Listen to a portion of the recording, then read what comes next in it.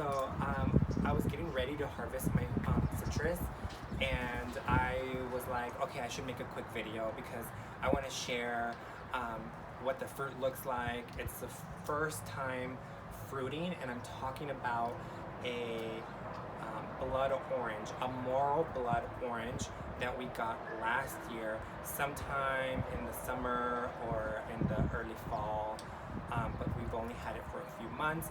It did bloom. It did bloom, so it could have been spring of last year. It bloomed and it is holding on to some fruit, and I'm gonna show you guys what it looks like. About a week ago, we're in April, middle of April, and about a week ago we harvested one of the fruits, and it was really bad. It was really bad. I was really disappointed. You have to agree, right? It was bad. Yeah.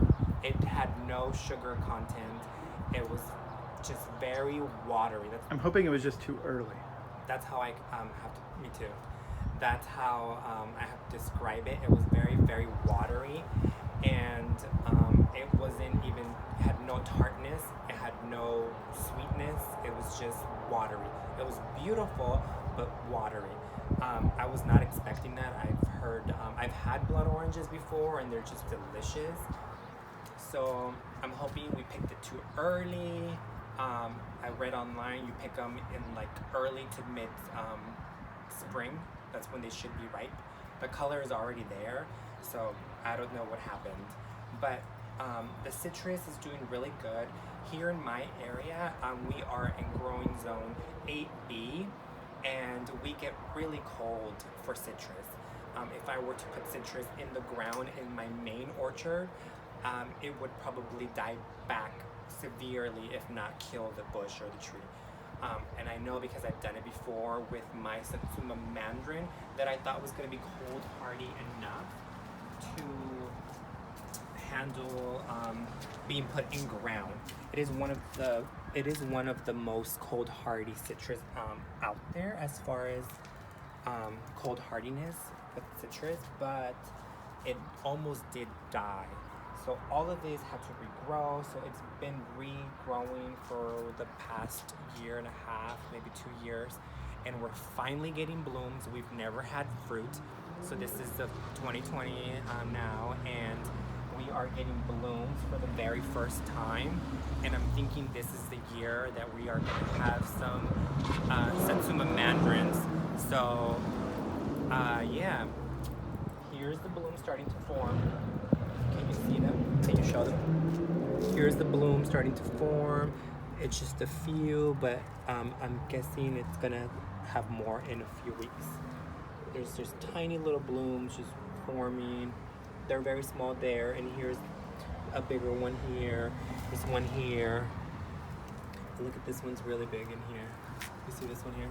Mm-hmm. Bigger. And it has a lot of new growth. So I'm excited to finally, after like 3 years maybe? 3 years, because the first year we made a big mistake of putting it in the ground, and then it should be able to get down to 15, but when it's an adult, not when it's a baby. Yeah, it was a young tree. So we were like, oh, I can take 15 temperatures down to 15 degrees, and I mean, yeah, but if it's a full adult grown tree. Anyway, so we're excited about that. That right here is the blood orange, and I'm going to, these are the oranges, and I'm going to harvest them and cut into them and taste them again, and hopefully it was just that it was too early. Maybe, I don't know, maybe you guys can tell me what you think happened, or maybe it's just a bad tree, maybe it's just a bad variety. Are they normally bad, or they sometimes go since bad? I don't know, maybe you guys can let me know what is going on.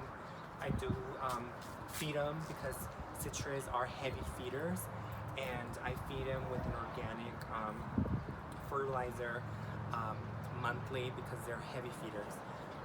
And so yeah, so that's what I'm gonna harvest. Here's the Satsuma mandarin doing really good, and we're probably gonna get fruit this year, late this year, early next year.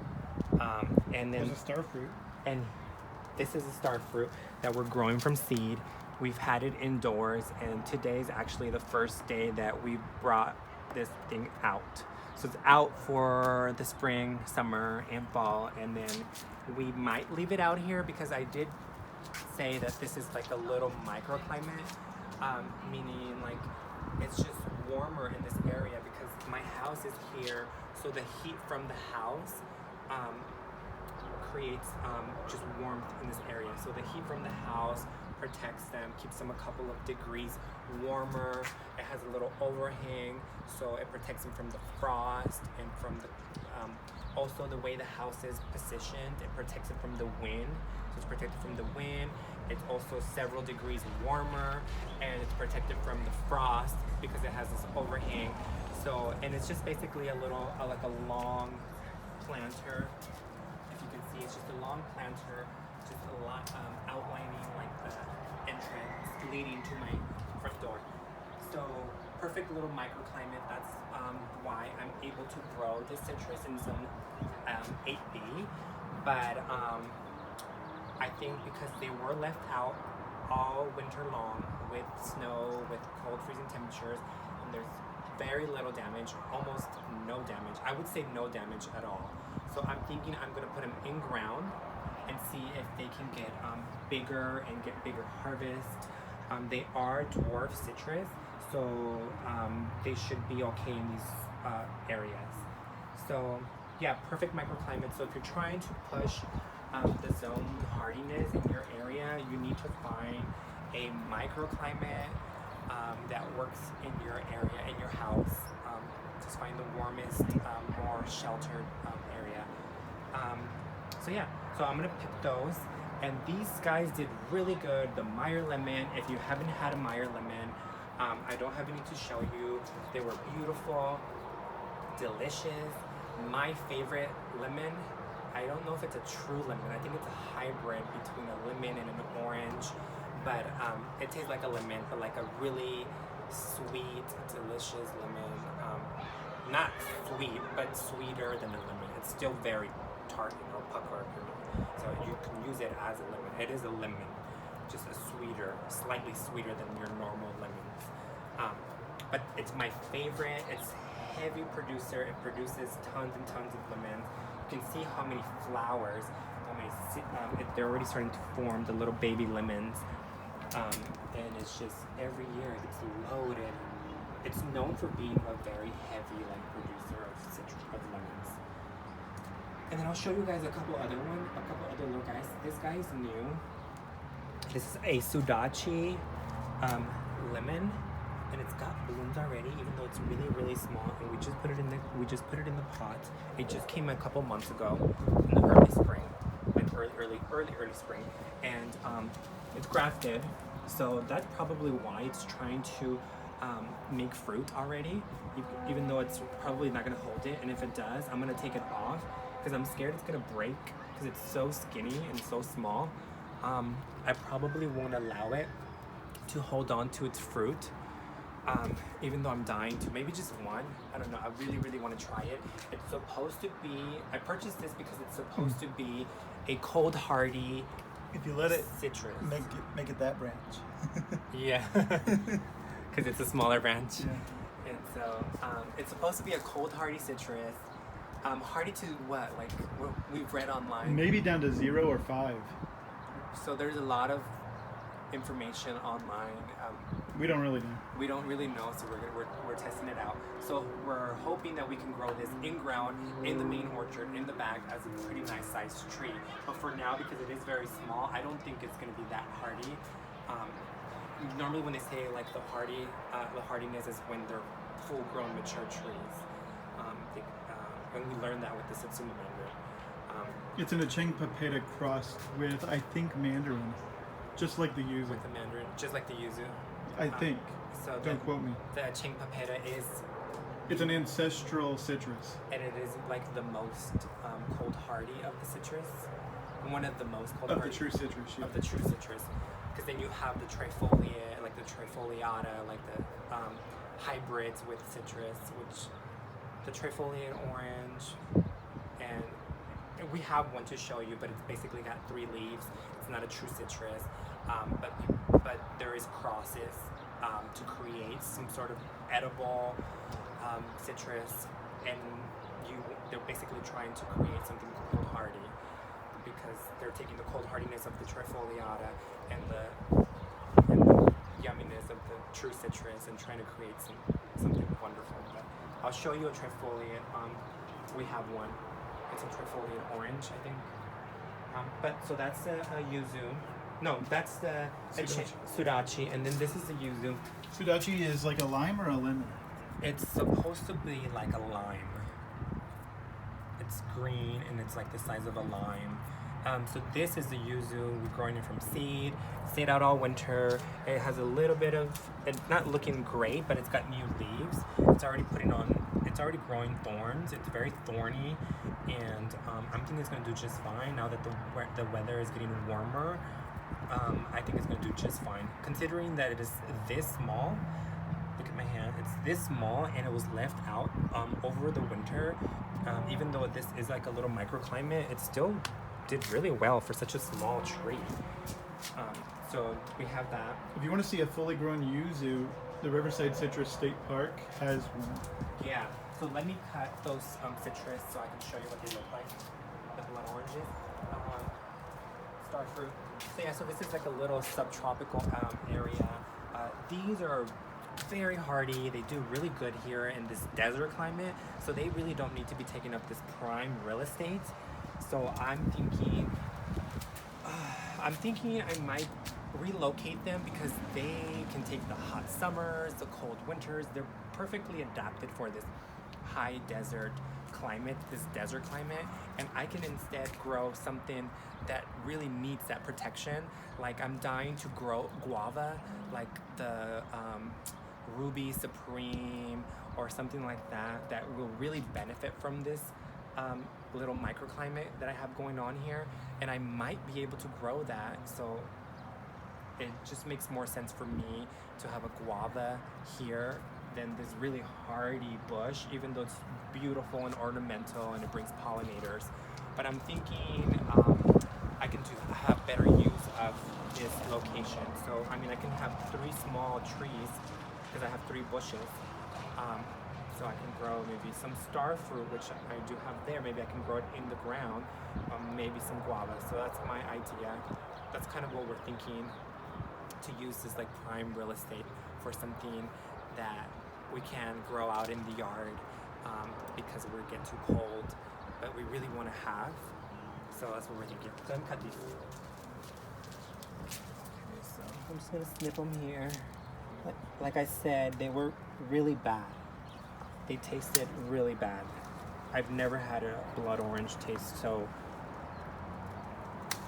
like nothing, like water. Oh, it smells like heaven though. Smell that. It smells so good. That delicious orangey citrus smell. It smells like heaven. I hope it tastes like heaven.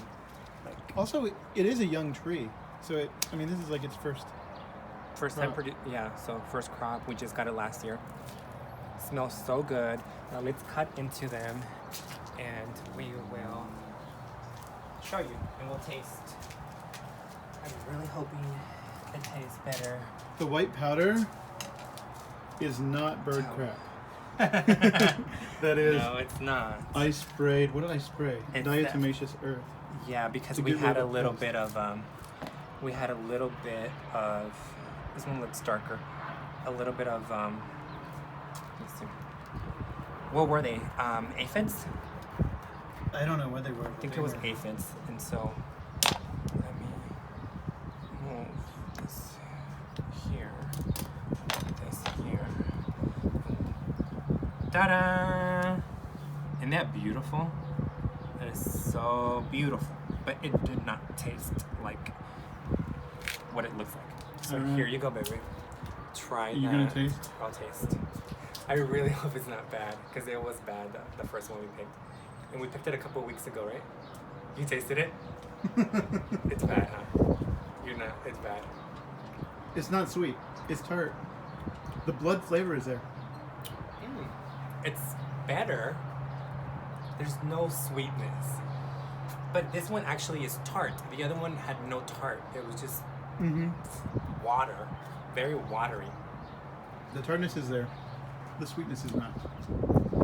The sweetness is not, but it's actually not Good. bad. And we have the heat, the high heat to bring out the. The sweetness, we The get sweetness. really hot. So I'm thinking it's just a young tree. I'm thinking it's gonna get better. We need more sweetness, but hey, we got the tartness, and we didn't have tart before. It was just No, water. it's got good flavor. It just needs a little more, a touch more sugar. Yeah. Mm. I do taste like that raspberry flavor that people talk about.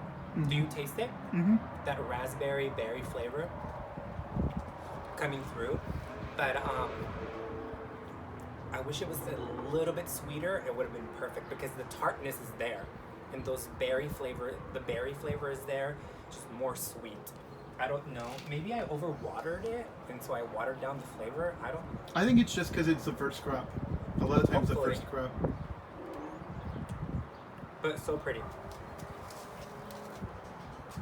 We should try these and see if it's the same throughout. Probably gonna be the same. The kids can eat it. Yep. You can share with the kids. That one's less cut brightly, This one's less red, less purple. purpley, but still really pretty. This one's way darker. It may ripe. Maybe it's more ripe. Uh-oh. So maybe we should let it go into almost May. May?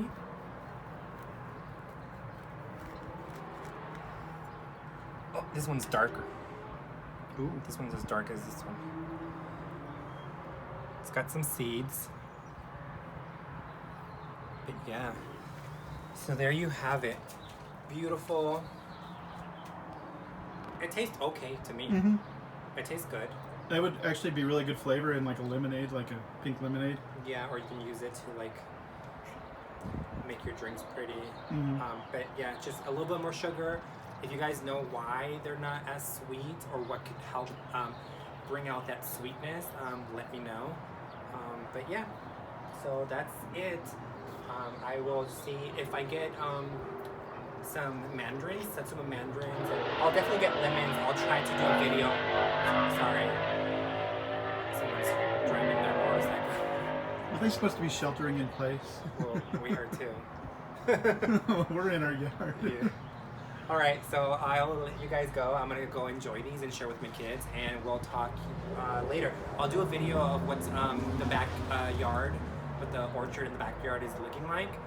There's been some changes, and so I will do a tour of the backyard and show you guys all the fruit that we have growing this season. Bye.